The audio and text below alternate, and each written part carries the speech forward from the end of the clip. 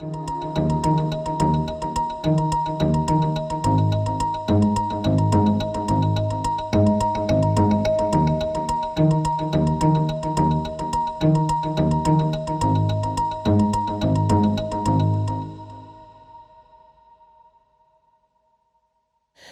first our speaker on the hot seat is, he's really quite an incredible person, and that is Advocate Daniel Rampai. He's one of our PhD students.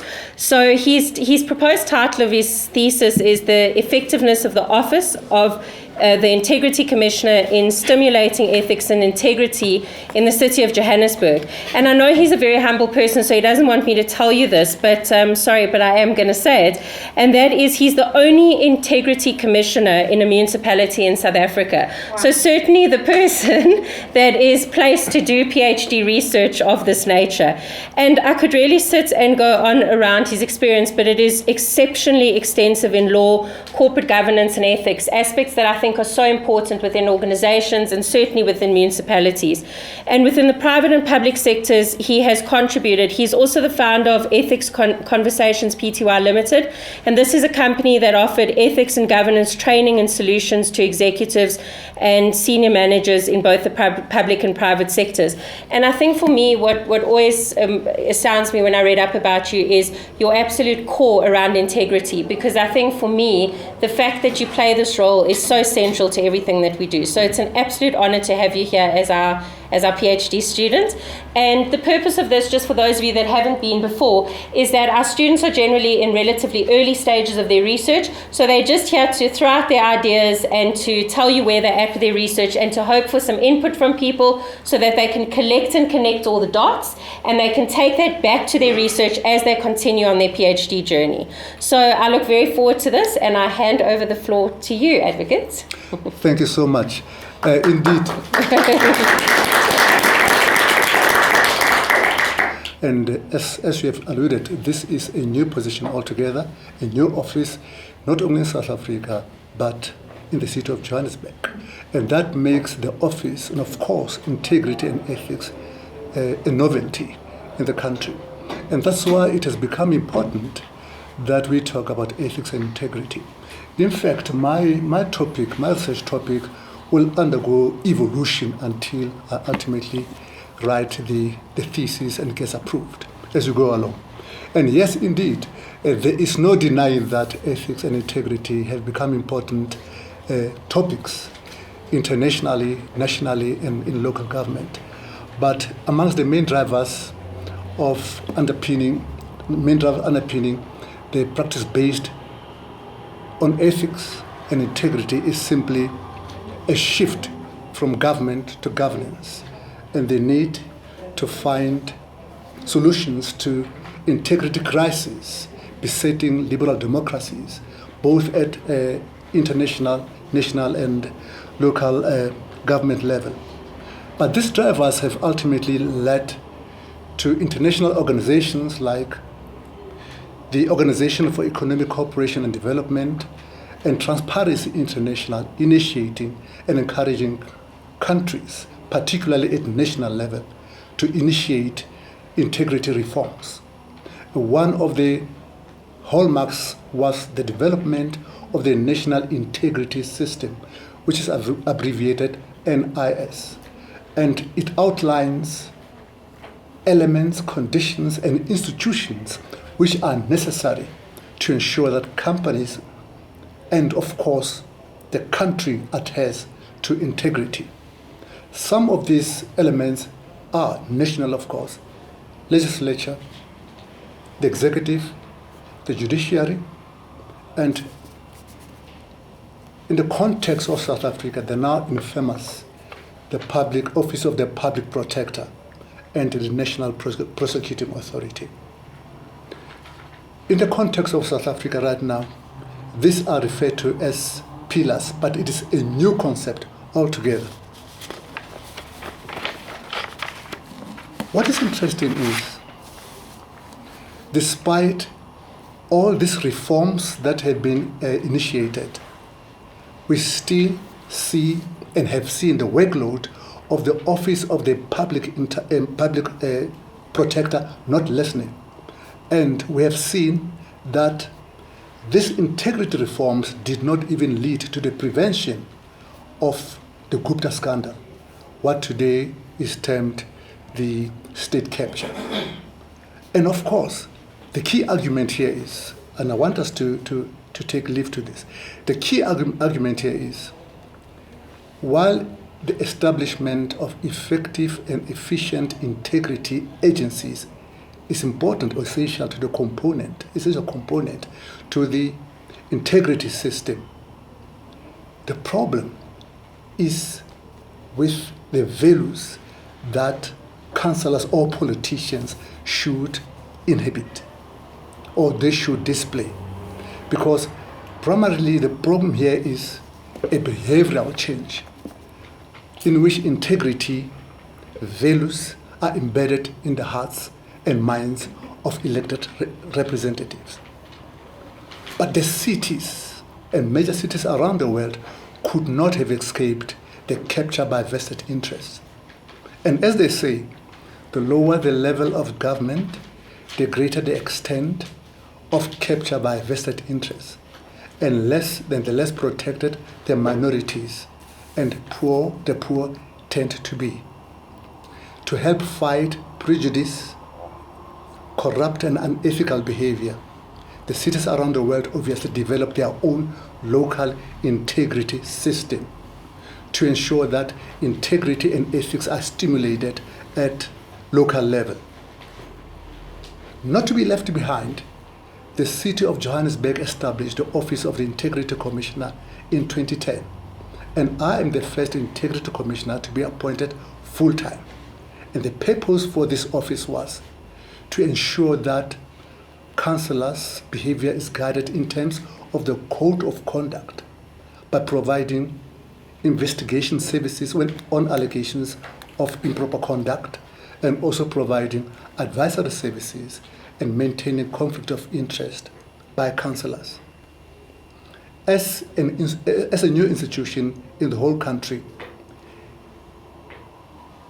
the socio-economic, socio-political, and bureaucratic environment in which it operates raises a lot of issues. One, the investigative powers of the Integrity Commissioner are inhibited, undermined, and sabotaged. Whenever there is an allegation of improper conduct and the investigation thereof, then that attracts hostile response from councillors who are investigated. And any unfavorable finding that I would make after investigations, coupled with the corrective action that I would recommend, will be strongly resisted by the very councillors. Any unpleasant finding, which happens all the time, is rejected by the very councillors who have established this office and who have appointed Integrity Commissioner. So Daniel, that's a good background you've given us. Yeah. So what is it, how does it connect to your PhD? Tell us about it. We have a problem here.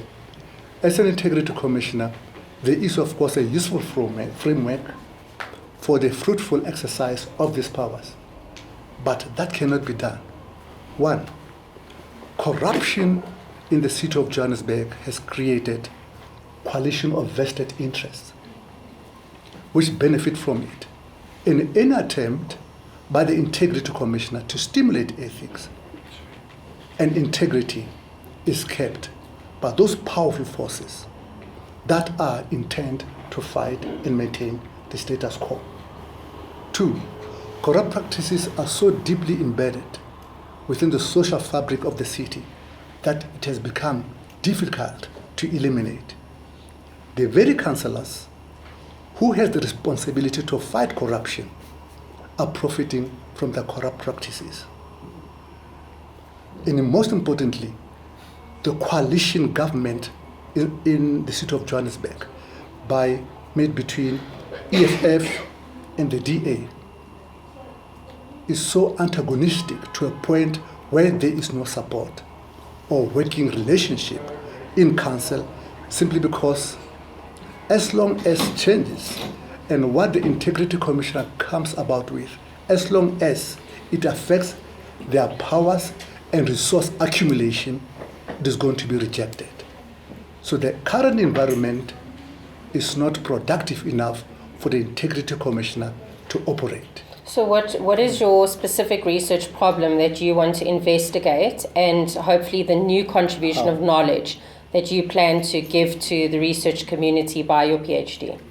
How effective the role of the Integrity Commissioner can be made, given the political and the bureaucratic environment in which it operates.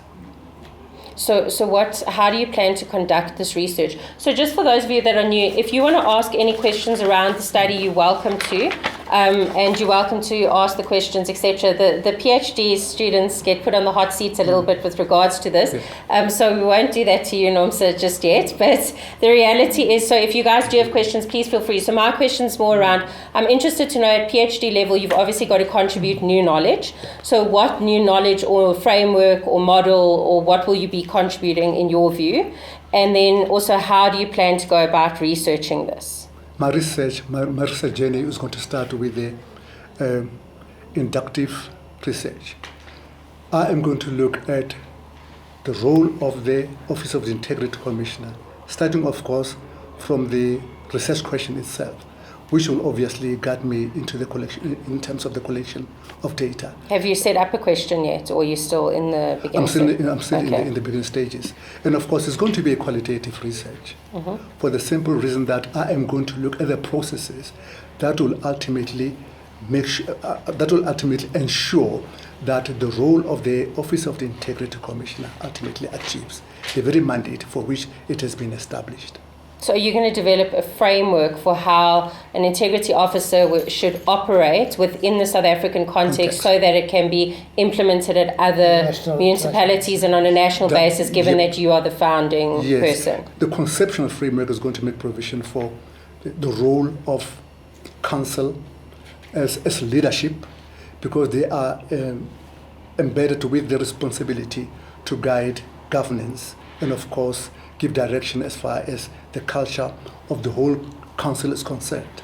Of course, and I'm going to look at the regulatory context, because the Office of the Integrity Commissioner exists in terms of the terms of reference, and the Code of Conduct is exactly the instrument by which the Integrity Commissioner is going to ensure that councillors abide by.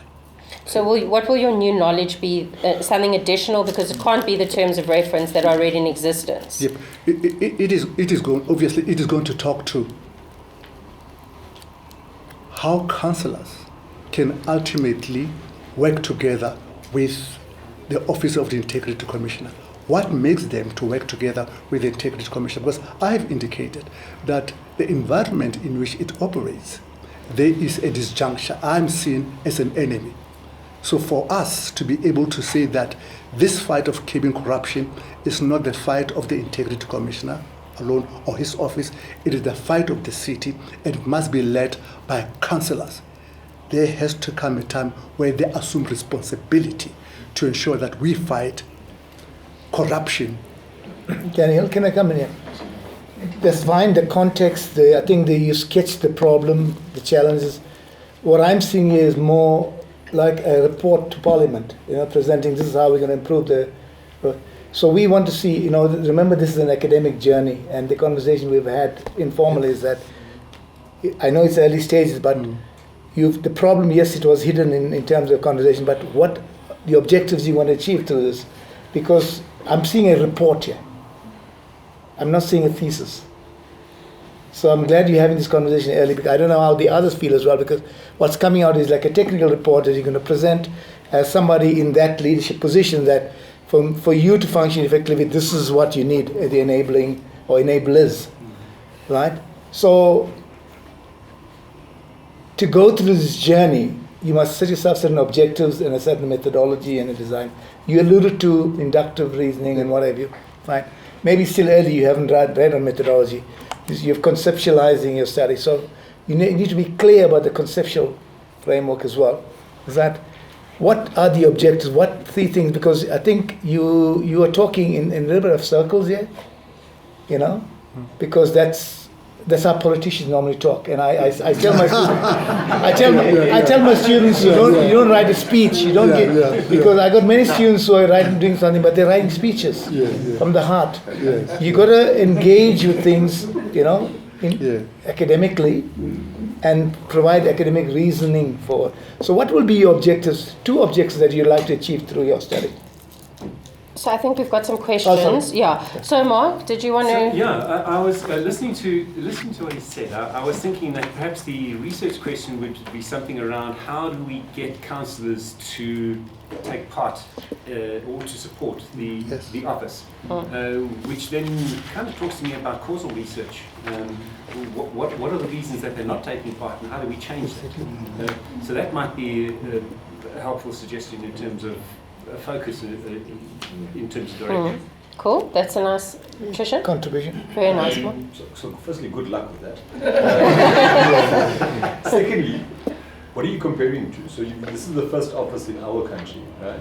So internationally, are there any best practices that you can get research out of? Or? Yes, indeed. The Office of the Integrity Commissioner was established first in Amsterdam, and there's another in London, Singapore, and Hong Kong, and they have done very well.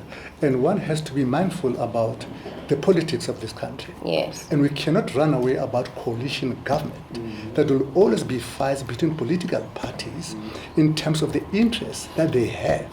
And I did indicate this. Thank you very much. I did indicate that there is no way that the Office of the Integrity Commissioner can be successful on its own. One has to establish how far we can go in ensuring that the Integrity Commissioner walks and works with the councillors. Remember, this office was established by the council. The terms of reference were established by council. And the very people that are investigating are council. They have an interest in everything that happens there. So that's why the investigations reports and the recommendations that are made are undermined by the very people that are investigating, the very people that I've appointed.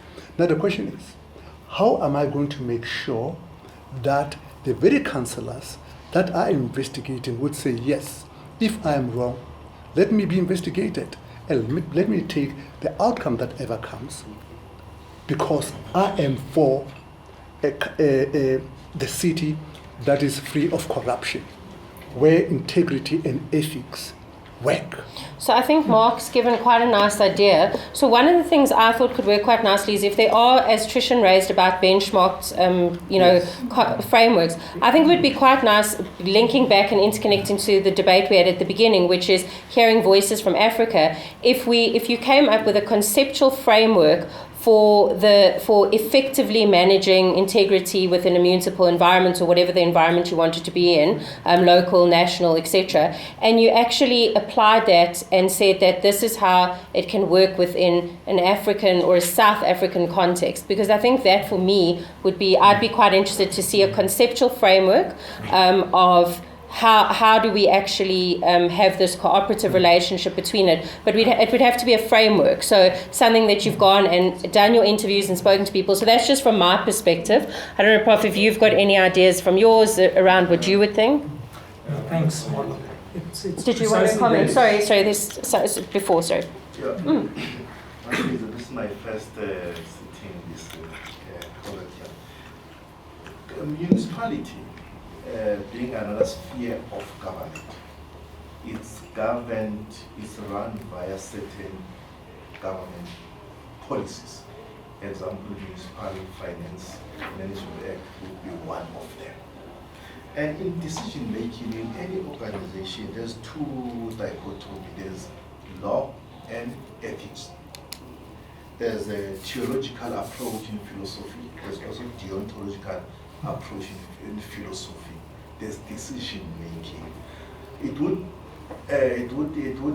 worth our while to say if we knew literature review, because if on the side of law, the pieces of legislation, certain pieces of legislation are not geared towards one another. There are policy gaps in there. It's very easy for a clever, I would say, a clever councillor to zoom to them and say, we're going to exploit this one.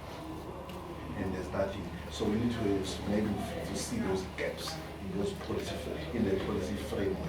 So the policy framework will always be juxtaposed against ethics, which is a Yeah, if I can comment on Yes, that. sure. Yes, we have what we call the code of conduct, which serves a directional purpose. How councillors should behave is included in the code of conduct, which is made provision for in the Municipal Systems Act. So all councillors in their decision making and their conduct, they have to comply with the code of conduct.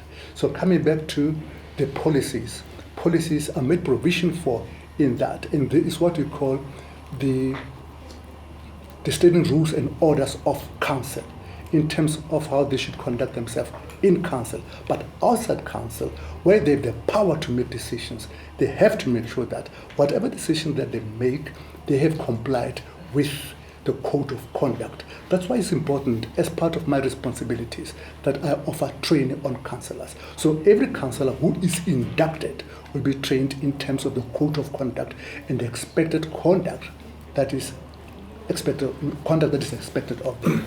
I just want to latch on to the conversation we started off here about humaneness and what have you, and about African solutions for African problems.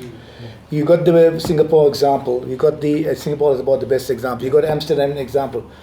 Drawing from there, right? You could say, right, what would work for Africa and for Africans? Because, as I said, we have certain socio-dynamics as well, which is different from the West. So come up with your contribution, perhaps, could be an African solution to an effective, I would say, I don't know, you call it integrity officer, maybe it's similar to an ombudsman's office, but nevertheless, that could be. So you must work towards, in that direction, towards achieving this and developing a framework which can be used by other African countries. I know Prof wanted to also, so here and then we'll come back, and there as well. Okay, so let's just go around. I'll be very brief. I would agree that the outcome here is going to be a framework, because, as Daniel mentioned, he's got to induct these very councillors, and we don't know what happens at the moment. So in his literature review, he's got to paint the historical picture as to what transpires in the city as far as the induction of councillors is concerned. Whether ethics and integrity is part of their training or induction, all those issues has to be covered. But also, from his literature review, as pointed out, there has to be an ethical framework as well, to look at not just the legislative framework, because that's there. So it's how he creates an ethical framework for this to take place. And I would also expect, coming out of this, a move away from the philosophy of codes of conduct, because maybe that is the problem.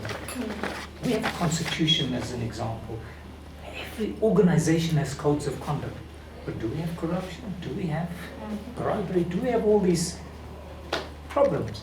Yes, we do. So maybe to look at what other mechanisms can be employed to address these issues. Okay, and then I've got two in my shadow before you, Janet. So for those of you that are new, the reason I've got my battery is this is a DaVincian principle that you should always know that even if you can see in front of you, there's always a shadow lurking behind you. And so you've always got to know that you must always be comfortable to be able to speak both in front and what comes from behind. So that's why I said within my shadows. So both comments, I know you wanted to comment. And okay, just my last point is that with regards to the management of change, because you are in the state of change. Terence Jackson has written a lot section. Terence Jackson about management of change and its dynamics in Africa. African humanism, Ubuntu is not in there. Terence Jackson, you said. Specifically having the first office, specifically at this point in time in this country, it's a tremendous challenge, specifically what we're facing. And I want to make a comment and ask you a few questions. The comment I want to make is that you're addressing the core man. That's what you're addressing. Man's integrity, his respect, his desires, what he wants in life, his goals, his dreams, his hopes, and how can he get quickly, or do they wait another 20 years? I'm speaking so because that's the essence of today. Yeah. When you speak to any human being, they want quick solutions and implementation and money, and not wait 5 or 10 or 20 years. So you're going back to addressing the core of man, and that means I want to make a comment. The core of man means doesn't matter where you live in Europe and Africa. It's man. Because you always try to find solutions for Africa. Forget about it. You're finding solutions for man. Man's core. He's either corrupt, he's got no integrity, he's a thief. You try to address those moral issues, deep entrenched in men. So your office is dealing with that, which is not that easy, but you go in the right direction. So in terms of your framework, you've got to ask yourself, what are you trying to achieve with bringing this framework about? Because I've been involved in a lot of African institutions where they have all the code of conduct, all the frameworks, but they have no teeth to land a punch and make a difference. It's like we're having commission talking, but there's no teeth to do something about it. So unless you have the teeth in trying to bring out that framework, it's going to be something you can throw it and put it in file 30.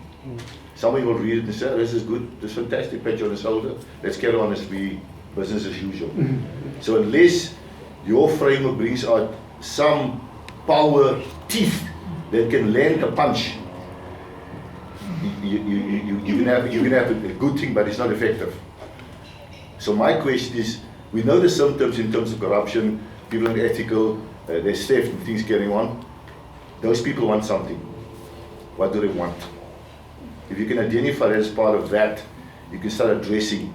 Because once you address the needs of people at their heart, you'll get somewhere effective in terms of dealing with the core problem, which is in the whole world, not just in Africa. What comes to mind is that one of the key problems in our constitution is the following. Well, there's two things that's standing out. First of all, when people are elected to parliament, it's normally the ruling party making the decision where they should be placed, in which province, in which municipality, and not the people. That's the first major problem in the constitution. They are currently addressing it in the constitution to try and change that you can elect people to parliament that's not part of a political party. People with integrity, right people. That's happening currently, so they're addressing the core of where you get people in. Which brings me to your question. Those councillors been elected sitting there. You talked about providing some training, advice in terms of induction. I don't think it's sufficient. You're not going to win. Because once you have the animal there, you want to change the animal, you can't change the animal. You have to go back and select the right animal for that position. So unless your framework bears that out, and the criteria to fill that office as a councillor, you can write 10 articles and 10 code of conducts and 10 rules without teeth. You're going to have the same problem existing in the world, not just in Africa. So if you can bring it as part of your solution. And then lastly, if you identify the core problems, what other core problems you want to address? Otherwise, it will be lip service. Thank you very much. Great, thank you. Janice, and then I know Indira and Brian wanted to say. Just kind of tying in with exactly what you've just said, I think there are two things. One is that it's a systemic issue, so you cannot just look at, okay, it's the rule that's wrong or the whatever. You've got to look at the whole system and how do you create a system in which people are going to choose to act ethically, choose to act with integrity. And then the second part of it was exactly that. It's a human behavioral issue. And I think, you talked about teeth, and I found myself thinking exactly the same thing. The trouble is when we talk about people having teeth, we're immediately putting ourselves into a parent-child paradigm, where we're going, somebody's got to be Big Daddy and have a stick, and then the children will behave. And that doesn't work.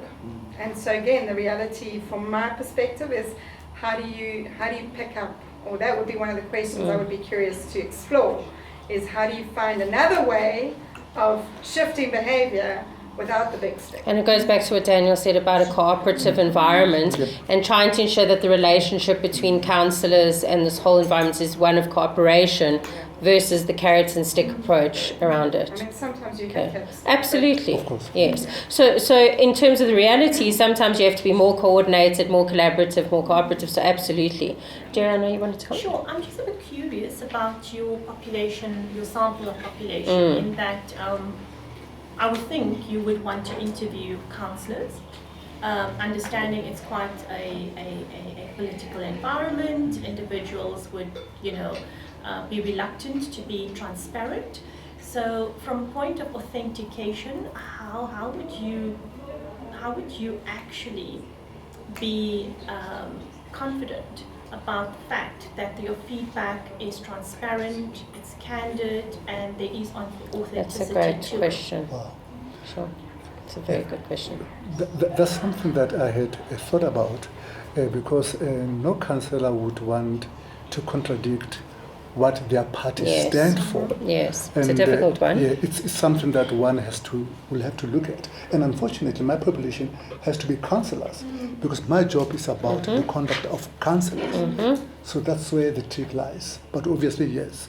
I think that's a very, very valid point that you've raised. Thank you That for will, that. Thank you for that. Yes. and I think you're going to have to be very clear there. What Indira's leading to there is you're going to have to be very clear about building parameters. So you're going to have to make sure to build in very solid parameters around what would make somebody form part of your sample, and how would you ensure because you're doing qualitative, you wouldn't necessarily look at validity and reliability, you'd look at trustworthiness. So you'd have to look at how can you make your study trustworthy and credible. And one of the things that is quite interesting with qualitative research that you can do is once you've gotten feedback from somebody, what is quite nice to do is to send it back to them before you before you submit, and you ask them, but you have to be quite clear. If you wanted to contribute to your study, you have to be quite clear to say to them, is this an accurate representation and reflection of the engagements that we had and the way that I'm going to position your argument? And I've seen someone do it. I was a little bit slack and I didn't put this questionnaire together in my own. I just asked the question. And I saw a researcher recently who did it way better than I did. And what she did was she actually sent out like a Google form afterwards and said, do you think I've represented you fairly? Do you think this and that? And so she had evidentiary value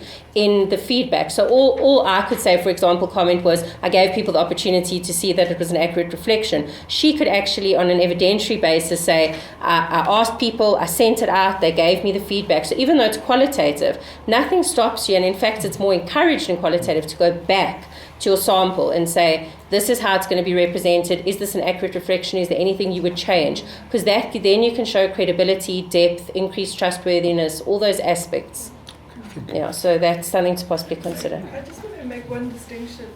You mentioned changing people's behavior. You've talked about legislative compliance and a code of conduct. And then integrity for me is a value. And Janet, you mentioned people choosing to behave in certain ways. Behavior is an outward expression of values. And people can behave in socially acceptable ways that don't reflect their values. Yes, agreed. And I was a little confused when you were first talking. Are you trying to change people's values, or are you trying to do monitoring and compliance-based behavioral adaptation? Because those are two different things. And when you talk about organizational culture, it's interpersonal. When you talk about values, it's intrinsic, it's personal, it's me, it's what's inside of me. And I think there's still a conceptual confusion between what happens between people, how they act in the responsibility of their office, and the inner person behavior. And I think you maybe need to distinguish between that and discuss the interaction. And then the interesting thing, when you talk about a code of conduct, we're talking about people who are employees. The councillors are elected. And that kind of thing, many of them only see themselves as answerable, as you mentioned, within their parties. So is a compliance approach going to be what changes? I'll tell you what, the first point of call would be change people's behaviors. And of course, we talk about the values that they have. And in the event that they don't change their values, obviously there is a stick to the teeth. I investigate them and ensure to look as to whether their conduct contravenes the code of conduct. I'll come to the code of conduct. And if it does, I make recommendations. Some of the recommendations that I make is dismissal, withdrawal, withholding of their salaries, and suspensions. That has happened. Okay, but the code of conduct I'm talking about is the code of conduct that has been drawn specifically for councillors. So what you're talking about is the legislative compliance approach, not a value-based approach. And I think changing culture and values is a very different concept. So I think you're gonna have to. I mean, we can't debate it for the rest of the day. But I think it's a point raised that when you're looking at your research problem, you need to either integrate or pick a lane or make a decision. I think that's what you're implying here. There's either one or the other, or an integration of both. But it should be considered in your thought process around it. I know Brian wanted to comment. Is there anyone else that still wants to input? So that we can. Sorry, you also, okay. So we've only got about 5 or so more minutes, so if I could just ask 5 or 10 minutes to debate. So those that have asked to, if you can just, Brian, I know you've been waiting for a while. The economist Walter Rostow came up with an important milestone in the economic advance of a country. And he said a very significant advance is when the politicians realize that their election to office is not a reward of power, but an obligation to serve. Which goes back to some of your points around servant leadership, etc. Unfortunately, if one looks at America, one sees a reward of power, not an obligation to serve. So that might put America back in. We don't have to have examples. We can just move on. We are theorists. We'll just theorize. But the principle of maybe doing some testing on the values of the councillors, to what extent their values are orientated towards accepting a reward of power or accepting an obligation to serve, and then making this a prediction of what future corruption is likely to be. Okay, interesting. Very interesting. Yeah, Daniel, when you're conducting studies like this, yours of a sensitive nature, especially from your office, I foresee challenges. Yeah. Oh yes. You're going to have lots of challenges. I don't know if you're going to successfully complete the study. I'll be upfront with you. I have a student from one of the municipalities. He's doing something in the municipality, and he's got a problem now. And he's asking me what must I do, because people don't want to participate. It's a sensitive topic, and especially if it's coming from your office. So I don't know. You got to think about all these things before embarking on the study full force, because you could go midstream and you find you have a problem, because he's got a problem now. I inherited a student. He's been somebody else's student now. He's doing something in Orania. And before you even think about the very name, will tell you there's going to be problems. But he got more support from Orania than he's getting from Mafikeng. You see, it's a different thing. I had the perception you won't get anything from Orania, but he got more support there than from Mafikeng. But I think this lends itself to basically what everyone's saying around that the area that you hone in on and your focus that you're going to focus on, if it's going to be something that's people are going to possibly see the potential for change, and it's not going to be that it's going to put their jobs at risk and those aspects, you will potentially get more out of people, because one of the difficulties in qualitative research, particularly in-depth interviews, is that having trust with the participants is exceptionally important. So they have to feel that they can be open and they can trust you. And when you are the boss, because let's not kid, you are the boss, it is almost impossible to get that level of openness that you are going to need.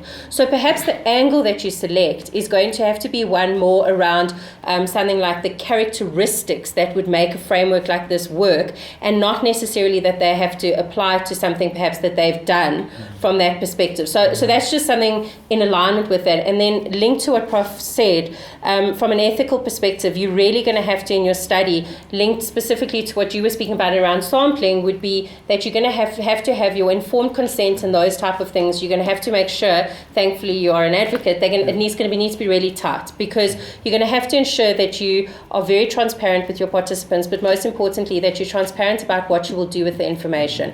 Because you will continue as somebody in a position of power, you're going to have to allay their fears and make sure that they understand that this is, to contribute towards knowledge generation. Around that. So I do agree with you, Prof. I think it's going to be quite a challenge. I know some other people had, if we've got 1 or 2 last comments, and then we're going to need to wrap it up. One quick one. Maybe in looking at your literature review, be it maybe meta-analysis, or unless in South Africa was such a unique case, because we knew since 1994, maybe it was such a unique case, that can assist in looking at the gap that exists. There was a study conducted in another type of business, I think it's education, but not in South Africa. where there was a gap between policy and practice. Policy looks nice, beautiful, but when it comes to practice level, something just missing. Theory, literature review, mental analysis can assist. Again, building the rapport, maybe in advance, given the dynamics in our politics, can assist. Thanks. We're going to have to... Yeah, just a quick comment. No I problem. would consider not interviewing in the city of Johannesburg. I would consider your research participants from other municipalities. Because if you're producing a conceptual frame and the responses to the code of conduct, to interview people that you don't have that authority over might solve the ethical issues.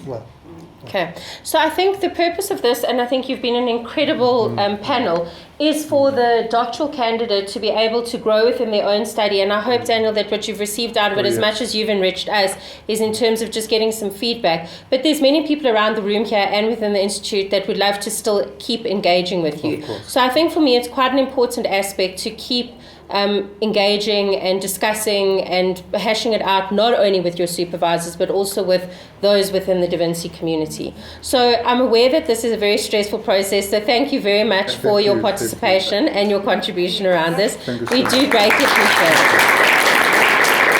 And I think what is final out of this is your study has great relevance and there's a dire need for this. So we look forward to seeing what you produce for us. Thank you so much. Thank you so Thank much. you. And the last point, can you believe it? 99% of councillors like me. So I don't foresee any problem, but I'm going to go with you. So I'll go with that. Then I'd like to see. That's also because you pay 100%. But what Heather, but linked to what Heather said, you could interview off both and see if you got a disparate response, and then you'd also be able to see. So you can interconnect between the two. Thank you very much.